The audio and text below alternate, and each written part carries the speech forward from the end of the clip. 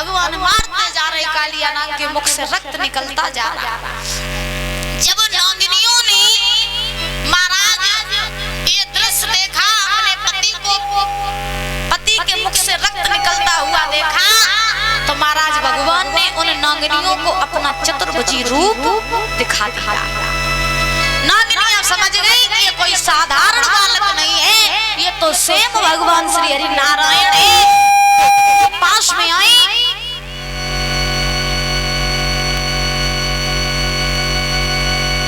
नागिनियां पास में आई, भगवान के चरणों में गिर पड़ी और महाराज हाथ जोड़ करके बोली, प्रभु मेरे पति को छोड़ दीजिए, क्योंकि अगर आज मेरा पति मर जाएगा तो फिर मेरा भी जीवन नष्ट हो जाएगा। इसीलिए आपसे मेरी ये विनती है कि मेरे पति को छोड़ दीजिए। आज कालिया नाग भी भगवान के चरणों में गिर पड़ा, महाराज क्षमा मांगी है। कालिया नाग ने भगवान से, प्रभु मैंने आपको पहचान नहीं पाया, उससे बहुत बड़ी भूल हो गई, आप मुझे क्षमा कर दीजिए। ध्यान रखना, हमारे भगवान इतने बड़े दयालु हैं कि जो कोई भी भगवान की शरण में चला जाता है, भगवान उसे क्षमा कर देते हैं। आज भगवान ने कालिया नाग को क्षमा किया। करने के बाद में कालिया नाग ने जवाब दिया, प्रभु मेरे लिए कोई और सेवा है? भगवान ने जवाब दिया, सेवा तो ये है कि तुम हमें अपने फन पर बैठा करके इस जल से बाहर ले चलो। महाराज कालिया नाग ने भगवान को अपने फन पर बैठाल करके भगवान ने बंसी निकाली, बजाने लगे और नृत्य करते हुए बड़े ही आनंद के साथ में आज जल से बाहर आए। बोलिए गोविंद भगवान की। जैसे ही जल से बाहर आए बंसी बजाते हुए, मैया यशोदा ने वृंदावन वासियों ने देखा कि मेरा लाला सही सलामत जल से बाहर आ गया। बड़े ही आनंद छा गए हैं वृंदावन में।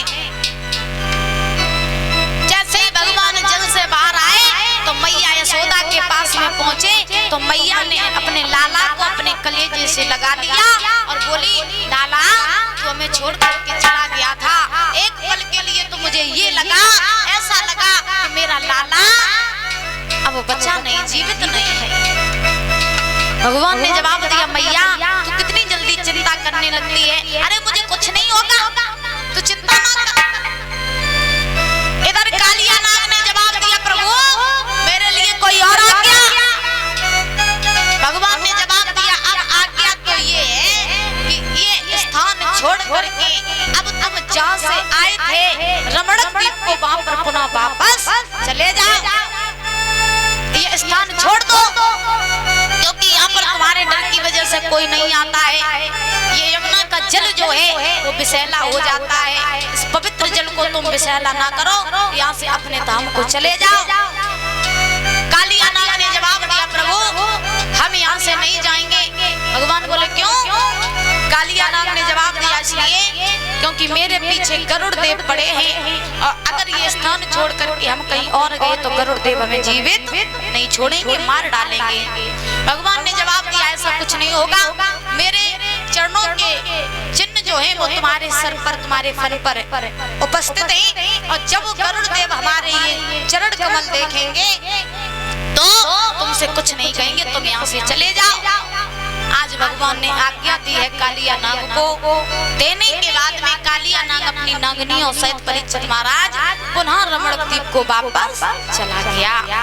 जाने के बाद में इधर भगवान कन्हैया ग्वाल वालों के संग मैया यशोदा बाबा नंद के संग आज वृंदावन में आए। बोले वृंदावन बिहारी लाल की।